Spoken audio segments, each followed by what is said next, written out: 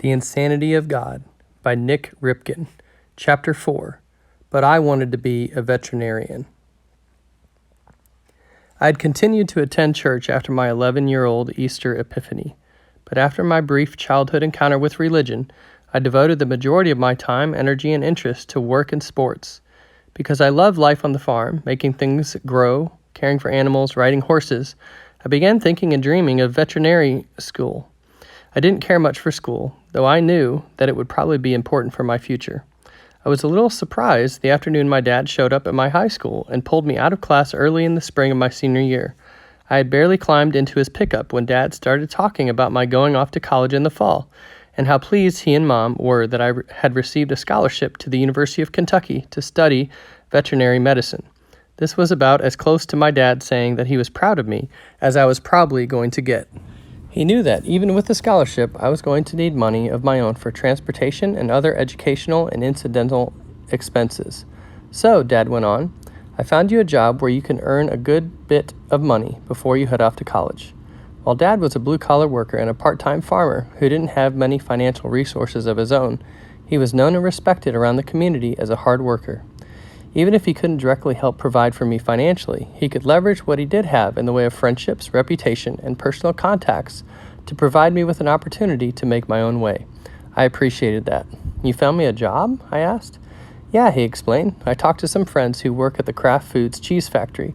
They say that they have a job that is yours if you'll take it. Really? I responded. The big food conglomerate had a nearby cottage cheese processing plant. A lot of local people earned enough to support their families working there. Dad knew that I planned on finding some kind of summer job to earn money before college started in the fall. He also knew that I hadn't had any success yet in my job search. We both knew that an opportunity at Kraft would be more promising than anything that I would find on my own. It sounds great, I told him. Thanks. But he didn't want me to thank him until I had heard the rest of his news. The thing is, my dad said, the job starts tonight. The 7 p.m. to 3:30 a.m. shift, Monday through Friday, 40 hours per week, until you leave for college. Tonight? I looked at Dad as my mind raced through all the possible ramifications. I have 9 more weeks of school before graduation. Varsity baseball season has already started, and then there's my part in the senior play. Thinking out loud, I said, probably wouldn't leave time for any extracurricular activities. Dad agreed. No, it won't. He knew what I was thinking. They say that they need you to fill the job tonight. They can't hold the position open until your school year ends. I'll be honest with you, Nick, Dad added. I don't have any doubts that you can do the work. You've always been a hard worker and a fast learner. I know that you'll do a great job for Kraft. But what concerns me, my dad went on to say, is your schoolwork. Can you keep up your grades over these last 9 weeks of your senior year with that kind of schedule? It would be a big challenge, I had to admit.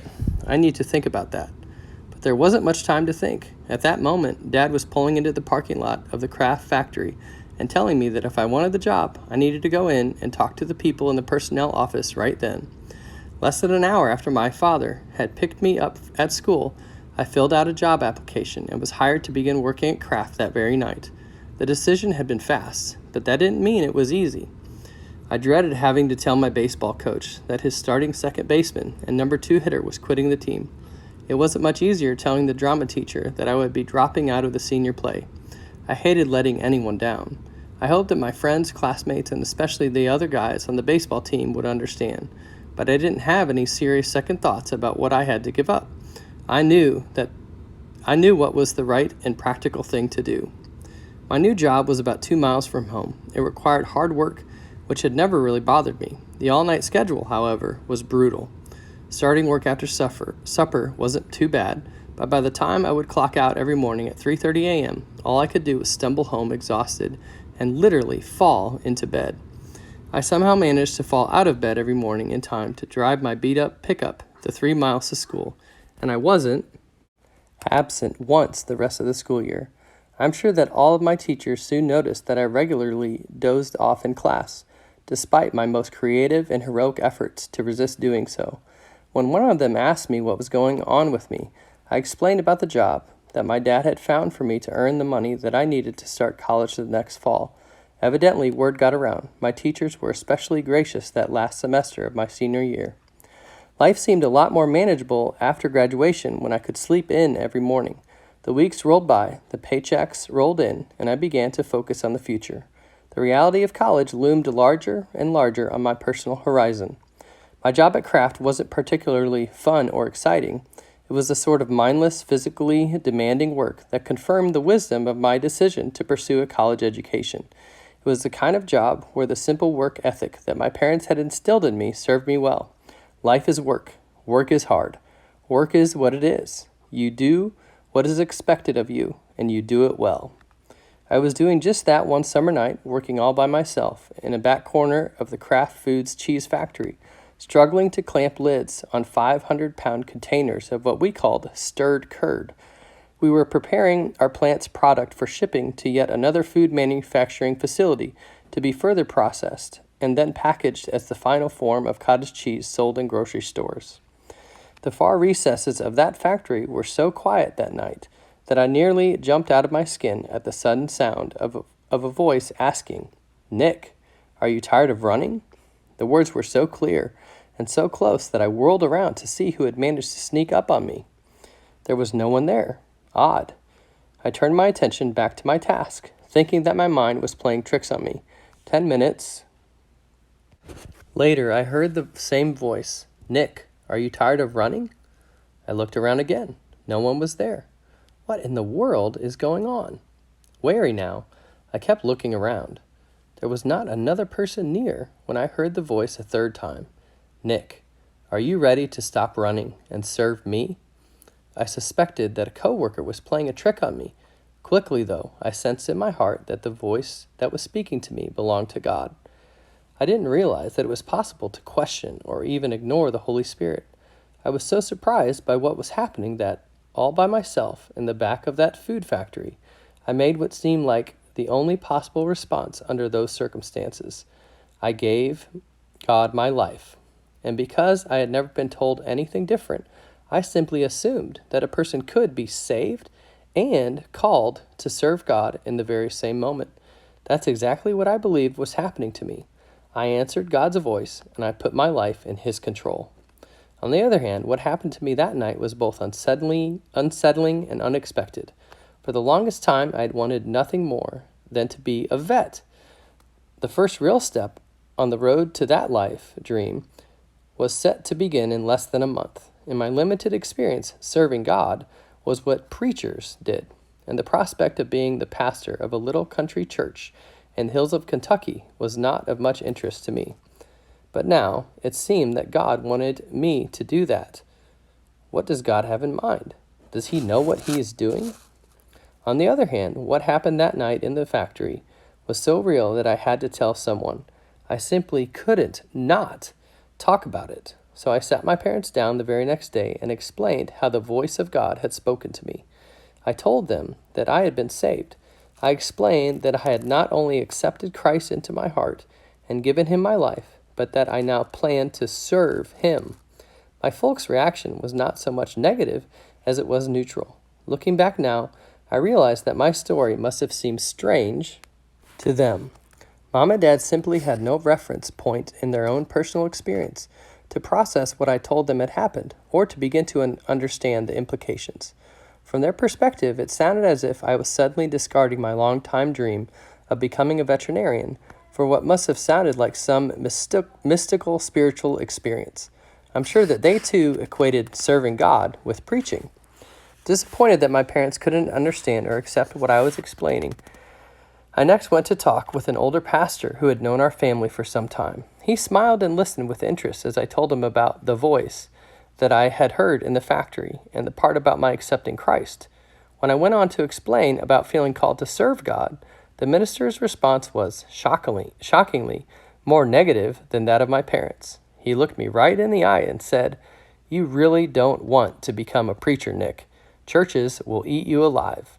That kind of work can kill a man." I was surprised by the vehemence of his reaction, yet I had a pretty good idea what he meant. I had grown up in a small community where most everyone went to one of 3 churches, yet always seemed to know what was going on in the other 2.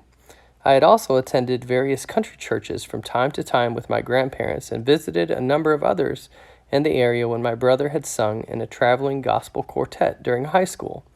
Based on that exposure, I guess I had such a narrow view of ministry that I had simply assumed that such things were the necessary downside of any decision to serve the Lord. I figured that I would just give in and say, "Okay, God, I guess I will have to do this because you are God, but I'm not going to like it." I had been just weeks away from heading off to college to study veterinary science and find my way in a bigger, more exciting world. I knew that I had said yes to God and that I would follow and serve the Lord, but now I was suddenly wondering if, in doing so, I had just condemned myself to hard labor and an unexciting life of misery. This pastor's reaction only served to underscore my questions and doubts at the very beginning of my personal walk of faith. Fortunately, I received a much more affirming response when I shared my cheese factory conversion with a friend who was the pastor of a small church nearby.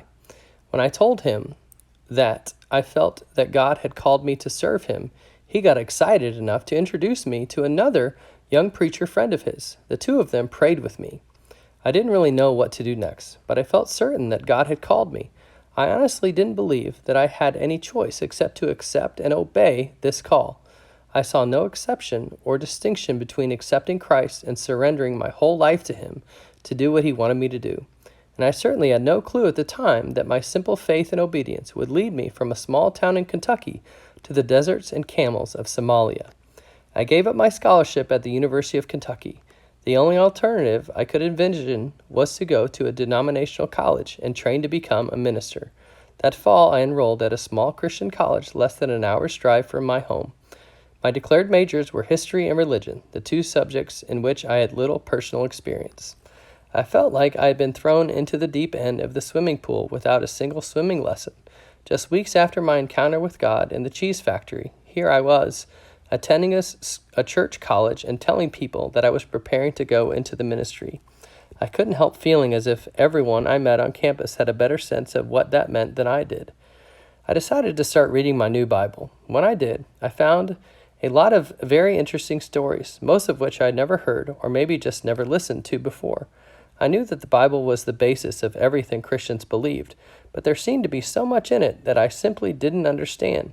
Even what I did read and understand, I often had no idea how to apply to my own life. My theology wasn't any deeper than my understanding of Scripture. All I really knew was that the Bible was God's book, and that if I really believed that, then I needed to do what it said. It didn't take me long to get into the 28th chapter of Matthew. There, Jesus gives his followers their final instructions to go into all the world to share his good news and make disciples. When I read that, I thought, wow, wouldn't it be really great to do that? To get out of Kentucky, at least for a little while? The more I looked at what that passage said, the clearer it seemed to me that Jesus gave that command to every one of his followers. It wasn't a separate call or a special call for some of his disciples. Rather, it was the last lesson Jesus wanted to get across to every one of his followers. Go ye into all the world. When I saw that, I considered it a clear command from God for me personally.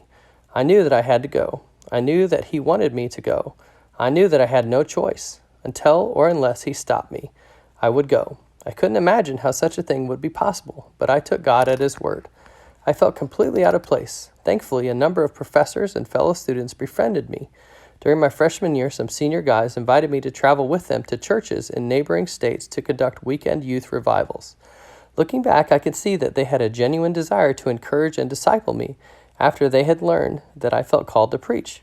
But I soon realized another reason that they included me on their traveling teams. Whenever I made announcements about the youth revival in a weekend or Sunday morning worship service, people showed up for our meeting that night, if for no other reason than to hear that country boy talk again. All in all, my first year of college was a positive yet stretching experience for me. I enjoyed college more than I had expected to. I moved into my sophomore year feeling comfortable on campus, yet knowing that I still had a lot to learn. One of my most memorable experiences that second year at college was my first encounter with a real live missionary. A man by the name of Dr. Butcher visited our campus. He gave a 30-minute devotional in chapel one evening and shared some of his own ministry experience in Thailand. He made a clear and compelling case for more young people to answer the call to serve God overseas. He certainly got my attention. After the service, I waited around until I could privately approach Dr. Butcher. I asked him, let me get this straight. You're telling me that I can go anywhere in the world to tell people about Jesus and that I can get paid to do that? He looked at me in a funny way, smiled slightly, and then nodded. I'd never been asked the question quite like that before, but yes, that is what I'm saying. Where do I sign up? I asked. I was thrilled to know that there was some way to make that "go ye into all the world" commandment doable. I was ready to go right then. But I had a lot more to learn before that would happen, and I had just become acquainted that fall of my sophomore year with the one person who would do more than any other person to help me learn it. She was the one person without whom I probably would never have made it to Africa at all.